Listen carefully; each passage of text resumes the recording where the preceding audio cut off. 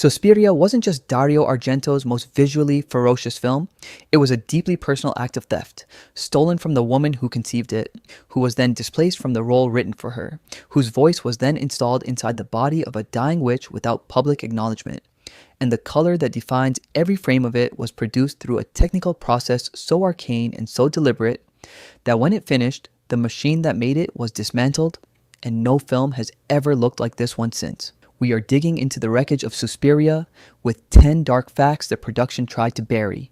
Facts locked inside the cinematographic memoir of Luciano Tovoli, an American cinematographer, the credit dispute correspondence between Argento and Daria Nicolodi, the specific geographic implications of a French-Swiss pianist's wartime biography, and the phonetic architecture of a score whose vocal sections are not language but an invented sonic system designed to produce the effect of language without meaning anything at all. Daria Nicolodi's grandmother was named Yvonne Muller Loeb Casella, a French-Swiss pianist of sufficient reputation that her biography has been partially reconstructed by European music historians working in the Belle Epoque tradition. She studied at the Royal Conservatory in Brussels in the late 19th century and moved in the Central European artistic circles of the fin de siècle, eventually attending an academy on the border between Germany and Switzerland, whose faculty, she later told Nicolodi, practiced black magic and from which she fled in terror. Nicolodi described her grandmother's story as the foundational seed of the Suspiria screenplay. Argento has claimed the story was false and that other creative elements were more significant. The credit dispute is documented. What neither Argento nor the standard production accounts address is the specific geography of what Yvonne Muller Loeb Casella was describing. The border zone between Germany and Switzerland in the first decades of the 20th century was the precise location of Rudolf Steiner's Goetheanum, the Anthroposophical Institute at Dornach, Switzerland, completed in 1920, whose program combined spiritual science, artistic mysticism, eurythmy, dance, and esoteric pedagogy in a school-like institutional format that attracted exactly the kind of Central European pianist who might have attended it. Steiner's movement was not black magic in the conventional horror film sense. It was something considerably stranger, a formalized system of spiritual practice conducted inside an institution disguised as a progressive arts academy, involving rituals that outsiders found deeply disorienting. The Goetheanum was attended by artists, musicians, and intellectuals from across Central Europe who came for the educational program and encountered something considerably more demanding than they had expected. Whether Yvonne Muller Loeb Casella attended the Goetheanum or some parallel institution is not established by the available historical record. The geographic and cultural specificity of what she described to Nicolodi is. But the real problem was not what the grandmother encountered in her academy. It was what Nicolodi did with the story afterward, and what Argento did with Nicolodi. Daria Nicolodi co-wrote Suspiria with Dario Argento. This is the screen credit. What the screen credit does not record is that Nicolodi's claim to the screenplay is considerably stronger than co-authorship implies. In multiple interviews across the decades following the film's release, Nicolodi stated, "Suspiria was imagined and written by me thanks to the fundamental inspiration of my grandmother's story." Then, for the usual quibbles related to the cinema industry, this story was signed by both of us. Argento's position is that the collaboration was genuine and Nicolodi's contribution partial. The specific nature of the dispute, who produced which scenes, who developed the Three Mothers mythology, who conceived the specific visual and narrative grammar of the film, has never been adjudicated by any external authority and is documented only in the conflicting statements of the two principals, who were romantically involved when the film was made and separated before the decade was out. What is not disputed is this: the Sora role, Susie's intimate companion and the character who discovers the truth about the Academy before dying in the film's most sustained act of horror, was written by Nicolodi for Nicolodi to play. She was cast in the role. She became ill shortly before production began. Stefania Cassini replaced her at short notice. The character Nicolodi had written for herself, a woman who knows too much, who is pursued through a building designed to kill her, who dies in the dark, was performed by someone else entirely while Nicolodi watched from outside the frame. The film's most catastrophic role was written by the woman it was written for, and she was prevented by illness from dying in it herself. The author of the screenplay watched the death of her own character performed by another woman, on a set built by the director she was in a relationship with. The authorial displacement was biographical before it was cinematic. This is exactly why the credit dispute has never been resolved, and why every account of Suspiria's authorship carries a specific discomfort that the facts alone cannot fully account for. The literary source of Suspiria's Three Mothers mythology is Thomas de Quincey's 1845 essay collection, Suspiria de Profundis, specifically a section titled Lavana and Our Ladies of Sorrow, in which de Quincey imagines three eternal sorrows, Mater Lacrimarum, Mater Suspiriorum, and Mater Tenebrarum, operating as invisible forces on human suffering. This is documented in every serious discussion of the film's sources. What is less frequently noted is the specific neurological condition under which De Quincey produced this vision. Suspiria de Profundis was written during the period of his most severe opium addiction. The text is an explicitly hallucinatory document, a sustained account of perception altered beyond the capacity of normal waking consciousness, produced by a man whose relationship to reality had been chemically modified over decades of opium consumption. The three mothers were not conceived by a sober man examining a philosophical problem. They were encountered by an opium addict in what he understood as a visionary state. Argento has stated in multiple interviews that the structural framework of Suspiria, the specific logic by which the film's narrative would move from scene to scene, the sequence of horror rather than its individual components, came to him while he was taking LSD. The precise vision is not detailed in any available source, but the creative claim is consistent across Argento's accounts. The structure arrived chemically. The source material was produced by opium. The film's structure was produced by acid. The connection between the two substances and the two creative acts is not coincidental. Argento was reaching for the same altered cognitive state in which De Quincey had originally encountered the material, using a different compound to get there, 130 years later. The implications of Nicoloda's displacement from the Sarah role require a moment to absorb completely.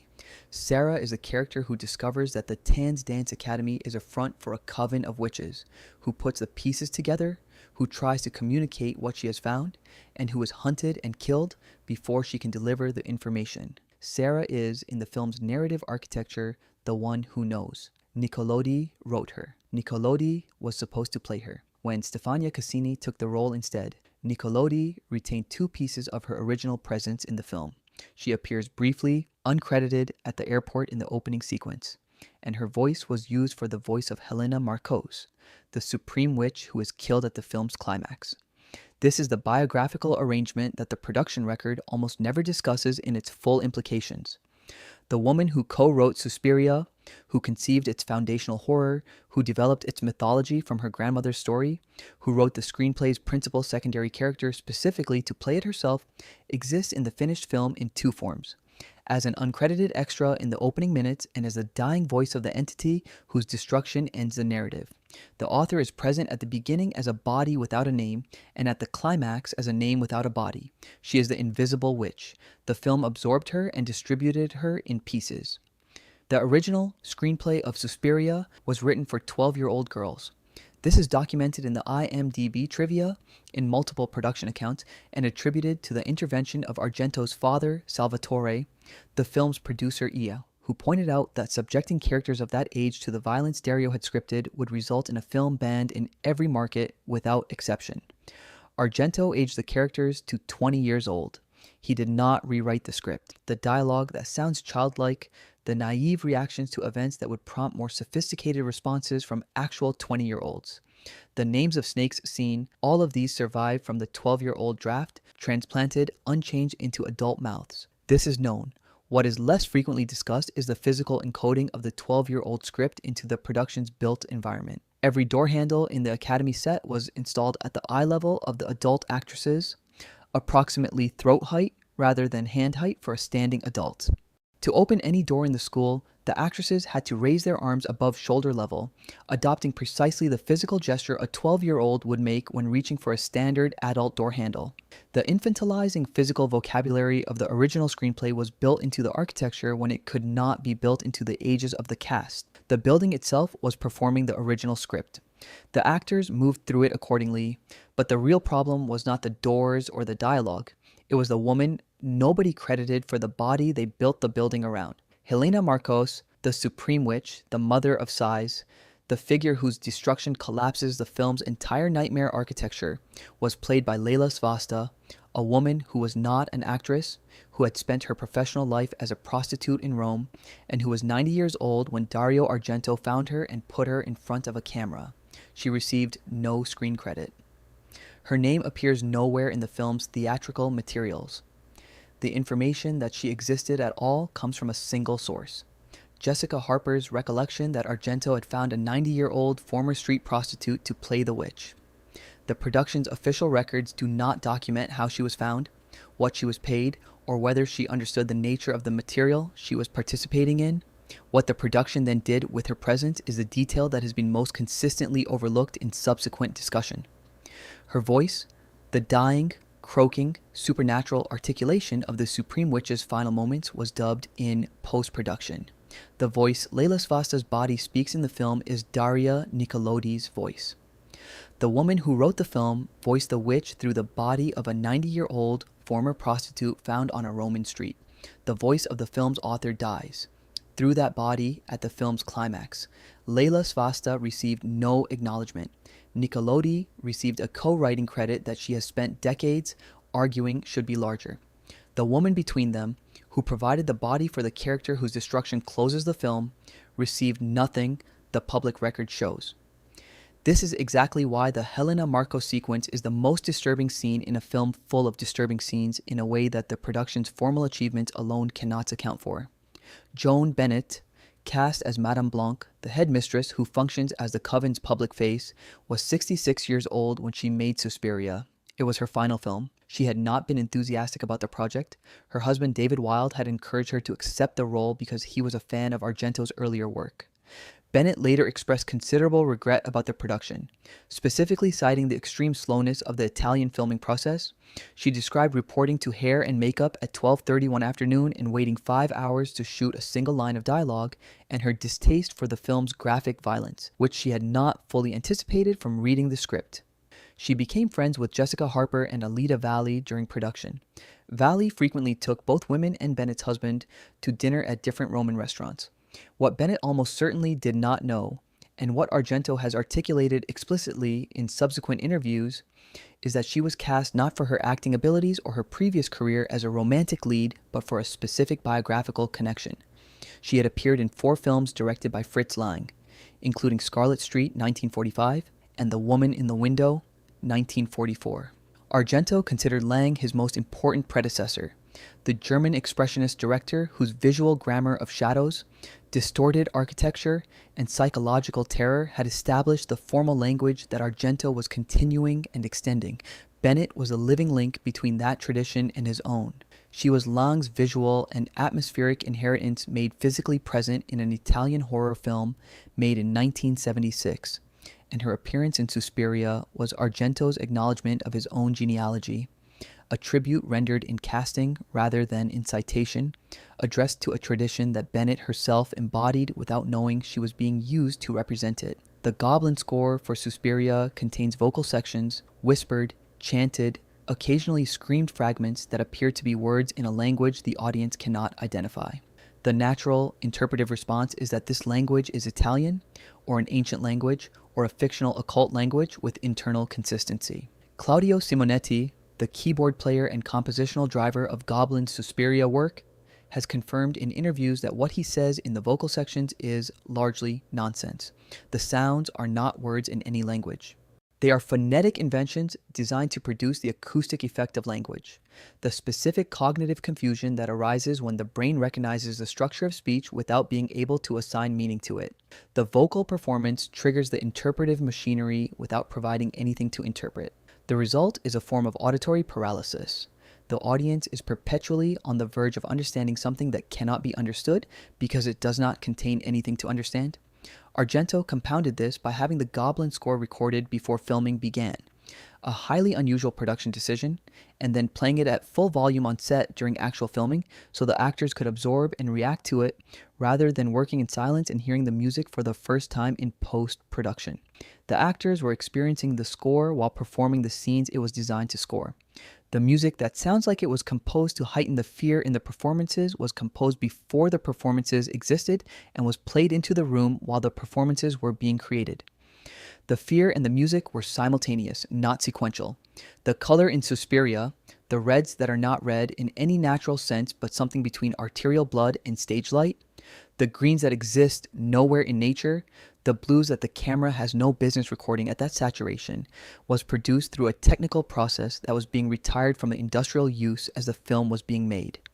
Cinematographer Luciano Tovoli, documenting his approach in a 2010 issue of American Cinematographer, clarified a persistent misconception. Suspiria was not shot using the 3-strip Technicolor process.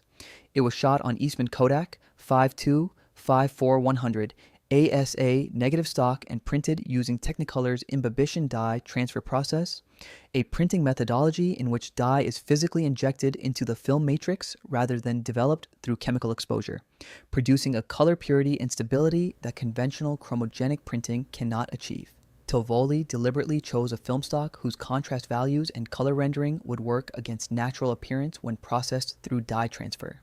The specific phrase he used to describe the creative intention is the most precise technical description of a visual effect in any cinematographer's account of this period.